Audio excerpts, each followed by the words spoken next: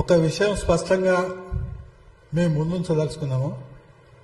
అదేంటంటే ఉస్మానియా యూనివర్సిటీకి ఎవరు కూడా 1000 కోట్లు ఇవ్వలేదు.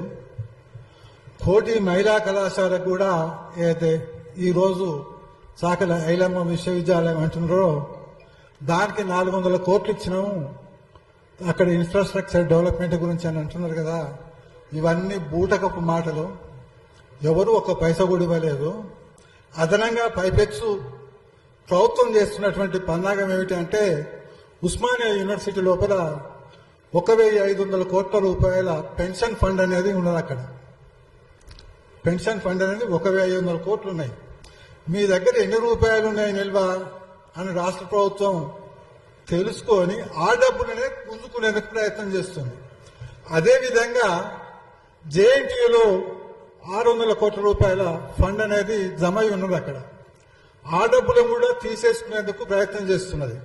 అంటే వాళ్ళు ఇవ్వడం కాదు, తీసుకోవడం అనేది ఎక్కువ ఉన్నది. కాబట్టి మీరు భ్రమలలో పోకండి. పోయి ఉస్మానియాకి 1000 కోట్లు ఇచ్చినట్టు బిల్డింగ్లు వస్తాయట, అవి వస్తాయట అని అనుకోవడం అనేది చాలా తప్పనే విషయాన్ని